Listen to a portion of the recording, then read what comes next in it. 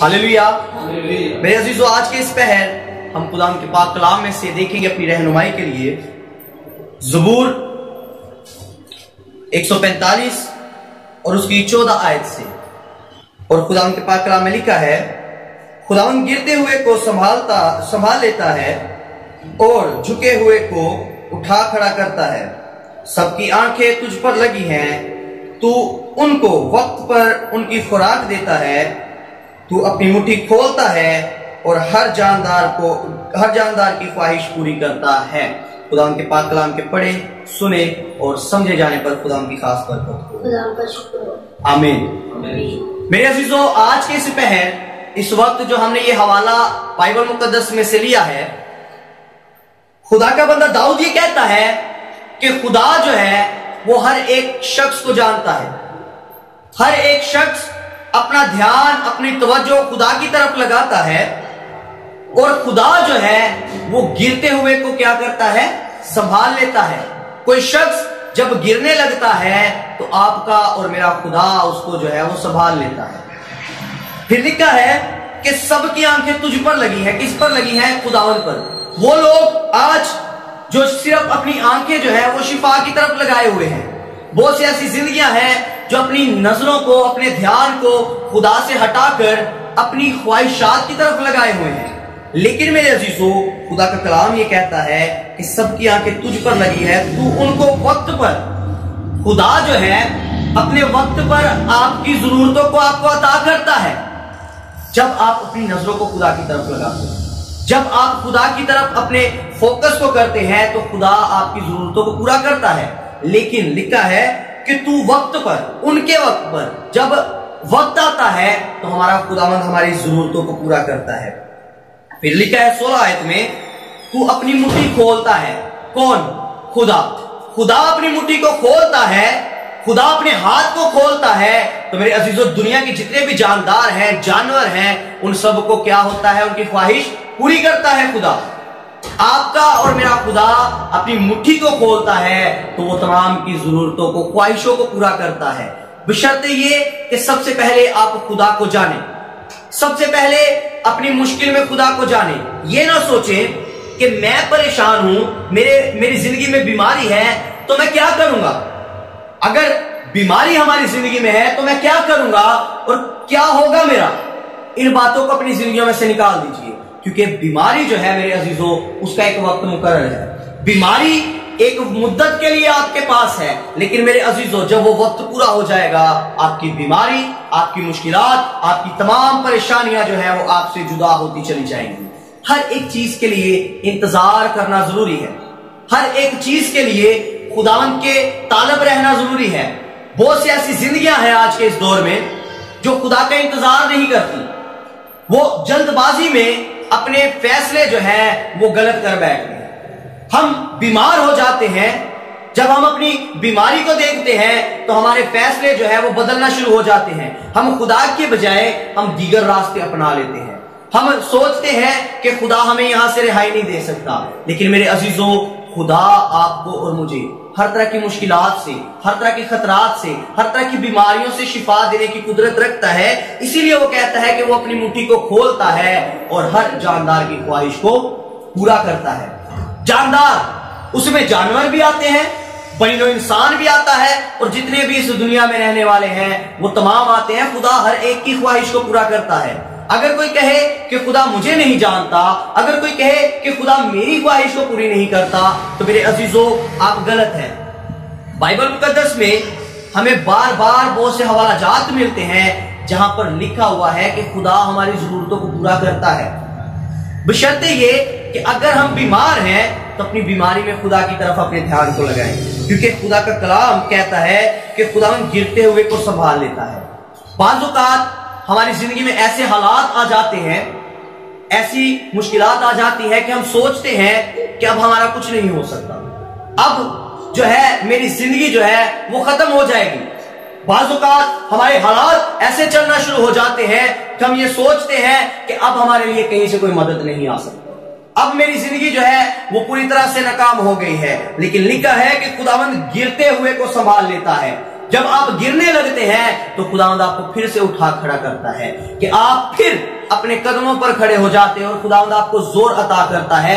यह है खुदा की कुदरत। आपकी बीमारी में, आपकी बेरोजगारी में, आपकी मुश्किलात में खुदावंद अगर आपको संभाल रहा है तो मेरे अजीजों ये उसका फजल है।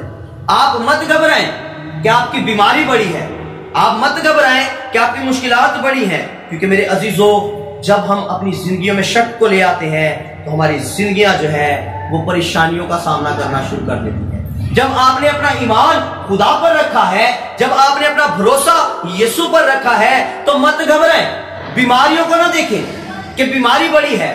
जब आप बीमारी की तरफ देखेंगे तो मेरे अजीजों आप जो है परेशान होना शुरू हो जाएंगे। लेकिन जब आप अपने खुदावंद की तरफ अपना ध्यान लगाएंगे तो आपको हिम्मत मिलेगी। खुदावंद आपको जोर अता करेगा कि आपके और मेरे खुदा से ना तो कोई बीमारी बड़ी है, ना कोई दुश्मन बड़ा है और ना ही कोई इब्लीस की कुव्वत बड़ी है। आमीन। आपका और मेरा खुदा हर एक चीज पर कुदरत रखता है।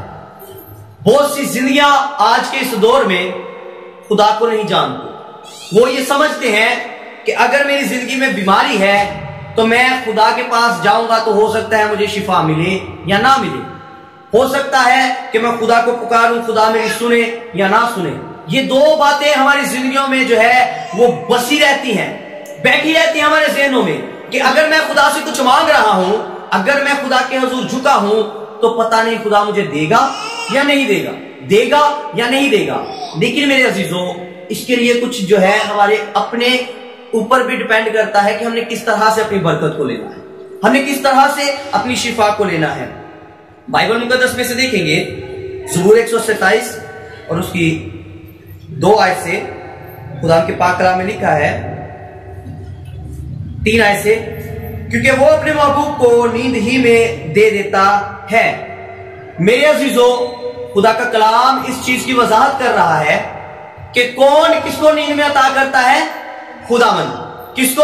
अपने महबूब को। सबसे पहले हम अपनी जिंदगियों में गौर करें कि क्या मैं खुदा के साथ इस कदर जुड़ा हुआ हूं कि खुदा के साथ मेरा ऐसा राब्ता कायम है कि मैं खुदा के साथ हर तरह की बात शेयर करूं। क्या मैं खुदा को जानता हूं या खुदा मुझे जानता है कि मैं अपनी जिंदगी के हर हालात खुदा के साथ जो है वो ओपनली शेयर कर सकूं, ओपनली खुदा को बता सकूं। आज हम शर्माते हैं खुदा को बताने से, आज हम अपनी जरूरतों में शर्माते हैं खुदा को बताने से, लेकिन खुदा का कलाम ये कहता है कि वो अपने महबूब को नींद ही में अता कर देता है। ये है खुदा की कुदरत, ये है खुदा की खुदाई कि वो आपके मांगने से पहले ही आपको अता कर देता है। शर्त ये कि सबसे पहले आप उसके महबूब बने, आप उसके साथ जुड़ जाएं। जब आप खुदा को अपनी जिंदगी में ले लेते हैं, जब आप खुदा को पुकार लेते हैं, खुदा को ले लेते हैं, तो आपकी जिंदगियों में मुश्किलात जाना शुरू हो जाती हैं। मुश्किलात, परेशानियां, लानतें आपकी जिंदगियों से निकलना शुरू हो जाती हैं। तो शर्त ये कि सबसे पहले आप खुदा के साथ अपने राब्ते को कायम करें, महबूब बने, उसके साथ ऐसा ताल्लुक रखें कि खुदा आपको नींद ही में अता करे। बहुत सी ऐसी जिंदगियां हैं जो मांगती हैं, उनको नहीं मिलता, मांगती हैं लेकिन उनको नहीं मिलता। क्यों नहीं मिलता? बाज़ औक़ात कुछ ऐसी चीजें होती हैं जिनका एक वक्त मुकर्रर है, जिनके लिए एक वक्त जो है वो मुकर्रर किया गया है कि उसी वक्त पर हमें वो बरकत जो है वो मिलनी होती है। लेकिन हम जो है बाज़ औक़ात अपनी जिंदगियों में जल्दबाजियां करते हैं, अपनी जिंदगियों में जो है वो जल्दबाजी करके हम खुदा से दूर हो जाते हैं। अगर मैं बीमार हूं तो 1 हफ्ता मैंने दुआ की, 2 हफ्ता मैंने दुआ की, 1 महीना दुआ की, फिर आहिस्ता आहिस्ता मैं खुदा से दूर होना शुरू हो जाऊंगा। मैं ये सोचना शुरू कर दूंगा कि खुदा तो मेरी सुन ही नहीं रहा, खुदा तो मेरी सुन ही नहीं रहा। लेकिन मेरे अजीजों, क्या हमने इस बात पर कभी गौर की है कि क्या हमने खुदा से ये कहा है कि खुदावंद देख, मैं चाहता हूं कि इस वक्त को तू मेरी जिंदगी में जल्द लेकर आ। ऐ खुदावंद, तेरा वक्त जो तूने मेरे लिए मुकर्रर किया है मैं उसका इंतजार करता हूं, लेकिन खुदावंद देख, तू मुझे इस बीमारी से जल्द शिफा दे। खुदावंद तू मुझे जल्द से जल्द शिफा दे। जब हम बाइबल मुकद्दस का मुतालिया करते हैं तो बाइबल मुकद्दस में लिखा हुआ है कि खुदा ने इब्राहिम से वादा किया, खुदा ने इब्राहिम को कहा कि तुझे मैं एक बड़ी कौम बनाऊंगा। लेकिन जब खुदा ने इब्राहिम से कहा कि मैं तुझे एक बड़ी कौम बनाऊंगा, लेकिन खुदा ने उसके कितने साल बाद इब्राहिम को औलाद दी? खुदा ने 75 साल की उम्र में इब्राहिम से कहा कि मैं तुझे एक कौम बनाऊंगा, मैं तुझे एक बड़ी कौम बनाऊंगा, लेकिन उसके 25 साल बाद खुदा ने उसको औलाद दी। इसका मतलब है कि खुदा जो बात करता है वो उसको पूरी करता है, लेकिन अपने वक्त पर। जब खुदा का वक्त आता है तो खुदा अपने वक्त पर जो है वो काम करता है जो वो हम उससे चाहते हैं। जब हम उसके वक्त का इंतजार करते हैं तो मेरे अजीजों, हमारी जिंदगियों में बरकत आना शुरू हो जाती है। हर एक चीज का, हर एक काम का जो दुनिया आसमान के नीचे है, मौका और वक्त है, बशर्ते ये कि हम उस वक्त को, उस मौके को देखें। इसीलिए वो कहता है कि तू अपनी मुट्ठी को खोलता और हर जानदार की क्या करता है, ख्वाहिश पूरी करता है। अगर हम इस दुनिया में रह रहे हैं तो खुदावंद आपकी और मेरी ख्वाहिशात को जानता है, खुदावंद आपके और मेरे हालातों को जानता है। अगर हमारे पास घर नहीं है वो जानता है, अगर हमारे पास जॉब नहीं है वो जानता है, अगर हमारे पास शिफात नहीं है वो जानता है, औलाद नहीं है वो जानता है। तो शर्त ये कि सबसे पहले अपना ध्यान खुदा की तरफ लगाएं। जब आपका ध्यान खुदा की तरफ होगा तो मेरे अजीजों, जो दिन और रात यीशु को तकते हैं, तो मेरे अजीजों उनकी जिंदगियों में बीमारियां नहीं रहती। बशर्ते ये कि सबसे पहले उसको अपनी जिंदगी में, उसको अपनी तमाम बातों में शामिल करें। बाइबल मुकद्दस में से देखेंगे नए अहदनामा में से मत्ती की अंजील उसका 6 बाब और उसकी 8 आयत से खुदा के पाक कलाम में लिखा है, बस उनकी मानद ना बनो, क्योंकि तुम्हारा बाप तुम्हारे मांगने से पहले जानता है कि तुम किन किन चीजों के मोहताज हो। अब यीशु मसीह नए अहदनामा में इस चीज की वजाहत कर रहे हैं। पुराने अहदनामा में हमने पढ़ा है कि वो अपने महबूब को क्या करता है, नींद में अता कर देता है। पुराने अहदनामा में हमने पढ़ा है कि वो अपनी मुट्ठी को खोलता है और हर जानदार की ख्वाहिश को पूरा करता है। और नए अहदनामा में हमें इस चीज की वाज़िह तौर पर वजाहत मिल रही है कि हमारा आसमानी बाप जानता है कि हम किन किन चीजों के मोहताज हैं। अब बहुत से ऐसी जिंदगियां हैं जो खुदा से मांगती रहती हैं, लेकिन उनकी जिंदगी में कोई बरकत नहीं आती, उनकी जिंदगी में कोई रिहाई नहीं आती। क्यों? क्योंकि वो बुरी नीयत से मांगते हैं। उनकी नीयत जो है वो अपने भाई के खिलाफ होती है। उनकी ये ख्वाहिश होती है, कोशिश होती है कि मेरे पास जो चीज है वो मेरे भाई के पास ना हो। अगर मेरे भाई के पास गाड़ी है तो उससे वो गाड़ी ले ली जाए, अगर मेरे भाई के पास अच्छा घर है तो उससे वो घर जो है वो जाता रहे। हम बुरी नीयत के साथ मांगते हैं। अगर मैं अपने भाई के लिए बुरी बातें मांग रहा हूं, बद्दुआएं मांग रहा हूं, तो फिर मैं खुदा से कहूं कि खुदा तू मेरी दुआ का जवाब दे, तो क्या खुदा हमारी दुआ का जवाब देगा? अगर हम किसी शख्स के लिए बुरे मंसूबे बांध रहे हैं, किसी शख्स के लिए हम बुरी ख्वाहिशात रख रहे हैं, तो क्या मेरे अजीजों हमारा खुदा हमारे उन बुरे मंसूबों को कामयाब करेगा? नहीं। खुदा किसी इंसान की, किसी भी शख्स की हलाकत नहीं चाहता। वो चाहता है कि हर एक शख्स की तौबा तक नौबत पहुंचे। इसीलिए उसने अपने इकलौते बेटे को इस दुनिया में भेजा ताकि जो कोई उस पर ईमान लाए हलाक ना हो, बल्कि हमेशा की जिंदगी पाए। बाइबल मुकद्दस इस चीज की वजाहत करती है कि हमने अपनी जिंदगियों में यीशु को, खुदा को तकना है, उसको अपनी जिंदगी में लेना है। जब हम उसको अपनी जिंदगी में लेंगे तो बीमारियां चाहे कितनी ही क्यों ना बड़ी हो, बाइबल में लिखा हुआ है यशायाह नबी के सहीफा में कि तुम्हारे गुनाह चाहे किरमजी ही क्यों ना हो, तो वो क्या करेगा? उन्हें बर्फ की मानत धोकर सफेद कर देगा। हमारी जिंदगियों में खुदा का एक दर्जा है। अपने खुदा को पहचाने, अपनी जिंदगियों में अपने खुदा को जाने कि आपका खुदा जो हर एक जानदार को मुट्ठी खोलकर उसकी ख्वाहिश पूरी कर सकता है, तो क्या वो आपकी और मेरी बीमारियों को हमसे जुदा नहीं कर सकता? बाइबल मुकद्दस में लिखा हुआ है कि यीशु मसीह के पास 10 कोढ़ी आए। यीशु मसीह के पास जब 10 कोढ़ी आए तो यीशु ने उन 10 के 10 को शिफा दे दी। यीशु ने उन 10 को शिफा दे दी, लेकिन उन 10 में से एक वापस यीशु के पास आया और यीशु मसीह को आकर उसने सजदा किया।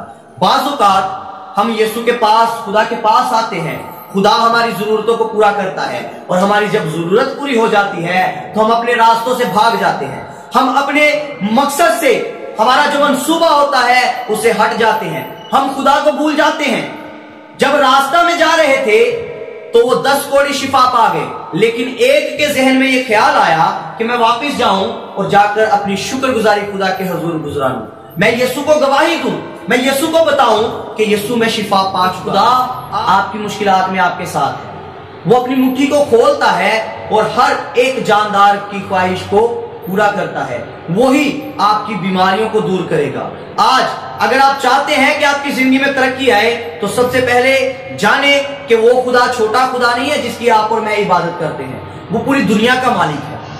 अगर कोई शख्स इस दुनिया में रहते हुए जिसके पास रुपए पैसा हो तो वो अपने आप को जो है वो अपने आप पर प्राउड फील करता है, वो ये समझता है कि मैं हर एक काम कर सकता हूं। लेकिन मेरे अजीजों, अगर किसी शख्स के पास जिसका बाप बादशाह हो, क्या वो शख्स अपनी जिंदगी में प्राउड फील करेगा कि नहीं करेगा?